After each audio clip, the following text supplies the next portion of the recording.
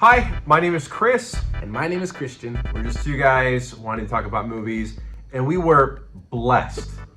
We were given the gift.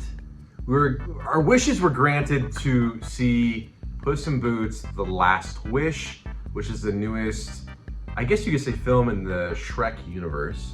We saw it 1 week early, and we can't go into great detail about certain things because Dreamworks had asked us very kindly not to kind of dip into the waters of the ending and kind of where it kind of teases and leads, but we want to talk about how much we enjoyed the movie. We want to talk about the new art style, and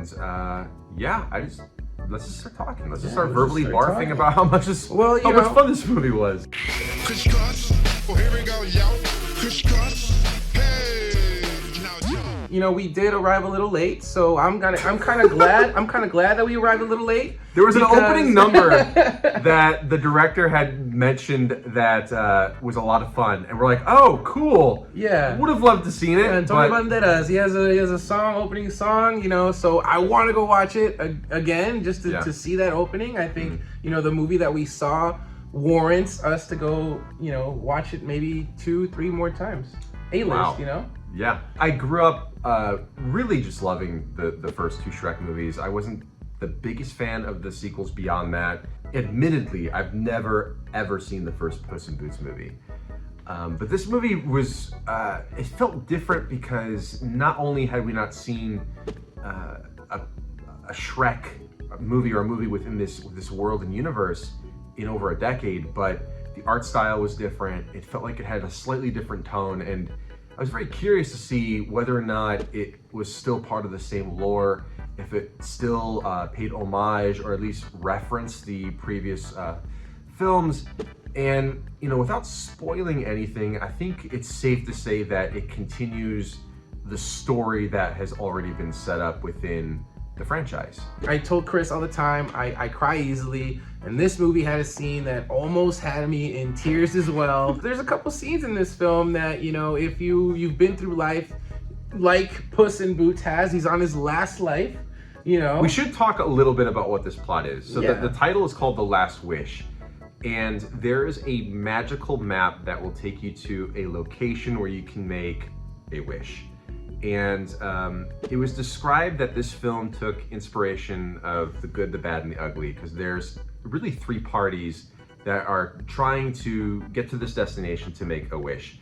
And each party has basically a journey and a backstory of why they need that wish. And for Puss in Boots, he is at this point in his life where he is on his last life. He lost all 8 of his lives and he's on his last. And he feels like he can't live up to his persona as this grand fighter and this hero, so to speak, with having only 1 life left. Like the danger element of his mystique is gone. Mm-hmm. So he needs this wish to essentially grant all of his lives back. Yeah, and that's kind of like, you know, I think that's kind of like a lot of people live their lives that way in real life, you know. Because we all have 1 life. Yeah, I mean, we do all have 1 life. Keep going. We all have 1 life, but, you know, you gotta live it like it's your last. Like, you gotta live every day like it's your last day and be grateful for everything. And they touched on that in this film, you know, that, like J. Cole says, you gotta love yours. You know, not everyone has a perfect life. We all have gone through our trials and tribulations through life, but at the end of the day, we do just have 1 life. So let's make the best out of it. And there's things in your life that you may be looking past, but, you know, once you realize it and see maybe this person has it worse off than me, or this guy has it better than me, at the end of the day, it's yours, and you just gotta live it to the fullest and appreciate it. So, yeah, Puss in Boots, The Last Wish, man, it got to be. And look who we have here. There she goes. But yeah, man, I love the film. I love the film. It had all those classic, like, Shrek humor-esque beats. I would say that this film really carries on the legacy of Shrek and what it's built before, and I think it does tease, even though the word last is in the title, it's in no way the last of the franchise. Even you know, just Puss in Boots in general. We're gonna see, I think, more of it, and it definitely, I think it's even though it wasn't like a reboot, it definitely, I think, revitalizes the franchise in a new way, introduces new characters that I thought were great. And something that was mentioned tonight was the dog character, Perrito. Am I saying that correctly?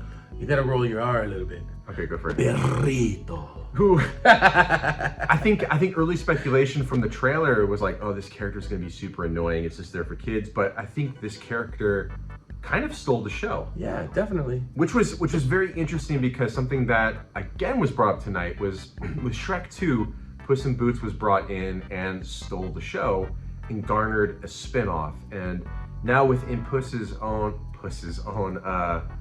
film, there's a new, really great character that is full of energy and purity and innocence that I would say in some ways stole the show. Yeah, man, his life story, I thought I had it bad. Man, this guy. You're not wrong. This guy, yeah, bro, his story is crazy. Like, it was really sad. And he's telling this horrible story of what happened. Biggest smile on his face. Biggest smile, and at the end of the day, he's like, "Hey, man, I'm still alive. I'm still kicking. And look, I got a free shirt. I got a free shirt. I got 2 friends." The animation style. Ooh, let's talk about that. Yeah, let's talk about that. So it was very clearly, I think, may have gotten a mandate from the studio after the success of Into the Spider-Verse. Like, let's try to get experimental with 3D animation, and I think this was a good movie to test it out on, because it is a spin-off, and I think I want to say it's guaranteed success, but it's a character that people are already familiar with. So it's not like testing it on an unknown IP. And the transition between the two styles that are in the film, you know, you have your traditional 3D, what we're used to, and then it goes into this, like, during the action sequence, it's kind of like... It kind of goes like the frame drop kind of stops. Yeah, and it's a little bit like more... stop motion kind of. It just looks like in a way, yeah, it's like a painting. It looks like a book. You're flipping the pages. Come to life. You know, it's kind of like the old Captain Underpants books. When you're flipping the page, it gives you that animation style. That's how I interpret it, and it just looked awesome. It looked gorgeous. Like, shout out to all the over 400 people that worked on this film. You know, you guys did an amazing job. I don't know if they're gonna watch this, but you know, you gotta give them their flowers. Probably. But it was amazing. I loved it. I enjoyed it. Yes, I think they crafted a great film. It currently, I think, sits at like 90-something% on Rotten Tomatoes. I'm really curious to see what the audience score is when it comes out on the 21st. But I think between you and me, I think we can safely say that we enjoyed the film. We give it our crisscross. Yeah, it was perfect. I love you, man.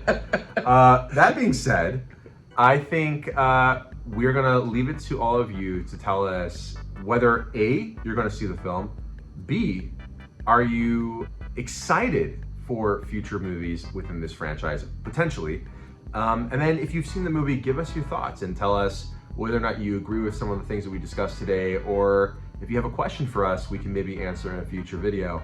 But with that being said, again, we're just two guys. My name is Chris. And I'm Shrek. And yeah. And I'm Christian. And you've just been ChrisCross. Thank you. And we will see you, of course, in the next video. Peace out. Peace out.